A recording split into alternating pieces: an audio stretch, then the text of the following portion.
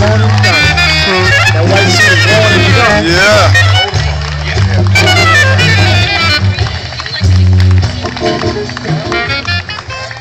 Good evening. Thank you for coming out. And this has been a long haul, 60 years. And a lot of the memories have been cultivated right here in Detroit. Of those 60 years, 50 have been spent with you beautiful people who have made me, if I'm anything at all, you have made me. And I want to thank you. I want to thank you much. Bell Broadcasting, WQRS, Channel 7, and now WDET for almost 30 of those 60 years. I would like to, before I go on, acknowledge some people who are dear to me. If there's anyone from WDET, would you stand wherever you might be so that the friends and neighbors can shake your hand or say thank you for being there. And I would like to thank a few people who are really, really close to me. My soulmate, Miss Martha Love. Would you stand, lady?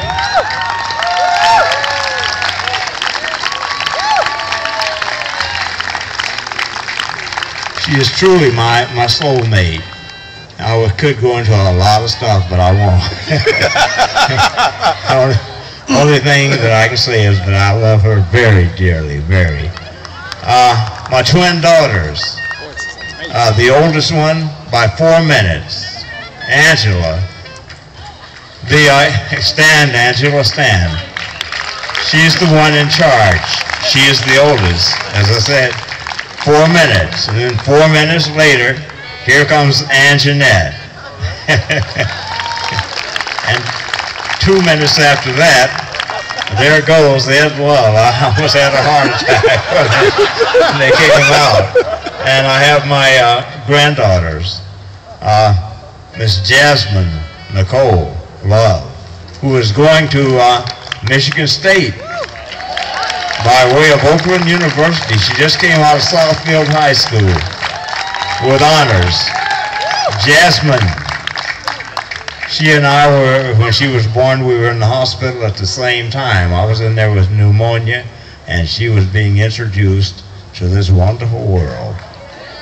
And last but not least, I know where she wants to sit at all times. She's always wanting to sit next to Granddaddy Ed. That's what they call me. Brene, stand up, sweetheart. Brene, 10 years old, 10 years old. And she just graduated from the 5th grade. She will be in the 6th grade next time. Okay. Anjanette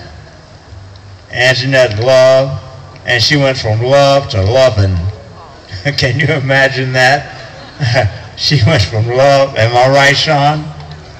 Her husband, Mr. Sean Lovin.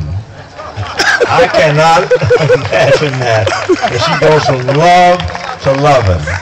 But those people are, I could sit up here and say a lot of stuff, but and it would be so sincere about you. Nick Austin, I would like to acknowledge. He's in your face all the time, and he reminds me of when I worked in New York very early in my career, and I was always in somebody's face asking them, how do you do this? I once asked a guy who I worked with, you might know or have heard of, Jazzbo Collins, the legendary jazz DJ in New York, who was one time from Salt Lake City. And he arrived in New York, and boy, they loved him. And when I got there, this man was a legend. I'm talking about a legend, along with 70 Sid and some of the others that were there. Those were the DJs.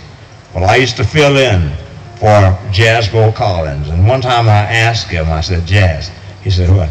I said, how did you last so long? And he had been on the radio at that time about 55 years or something. And he told me, he says, Ed, he says, it's easy.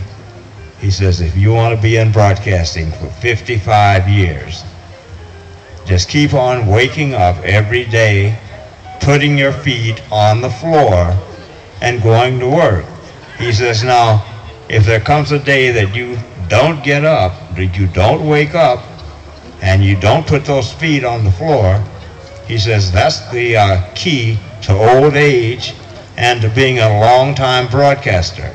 So I'll leave you with that, and I say thank you so much. Thank you very much. And even though he's not here, I'm sure he's down there waiting for Chaka Khan. But my dear friend, City Council President Charles Pugh, who went to school at Murray Wright with my twin daughters, Angela and Anjanette. And that's where they know him. So thank you. Thank you so much. And thanks to my family for being there. Where is Nick? Where is Nick Austin? Oh, here he is. Nick Austin introduced me to Monica Blair, who I love the way she sings so dearly, Monica Blair, and she put on a show tonight. But it was Nick Austin here, who I heard her on his show. I saw her being interviewed by Nick, and right now I would like to pass the torch to my dear friend, the young guy, Nick Austin. If you don't mind, Ed, I think there is one more thing that Malika would like to present you with, so. This reads simply, presented to Mr. Ed Love, Detroit jazz legend, on behalf of the Charles H. Wright Museum of African American History, June 25th, 2011. Thank you, Mr. Love. That is so nice. I remember asking you, you have to present me with anything at all, and you said, yeah, and that's right. Now, you know, let's being honest, you know, we put on, just like my program, we do nothing crazy up here. My granddaughter, Brene, she's in your face too. She's always in your face too. Look at her. You see her. I love her so much.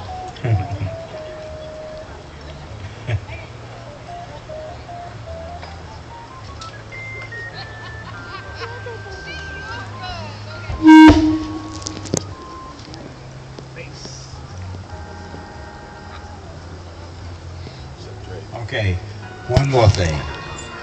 17 years ago, I didn't know that I would be standing on this stage, something that happened to me 17 years ago, and I did my